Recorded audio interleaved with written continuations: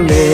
তুই পরের বাহু ডোরে আমার ভেতর যাচ্ছে পুরে তুই হিনা এই আমিটা তিলে তিলে যাচ্ছে মোরে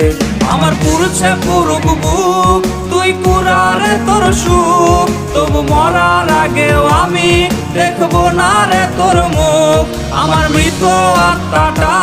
তোরে ডাকবে একদিন খুব আমি দেখবো সেদিন তুই ওরে কেমনে রবি চুপ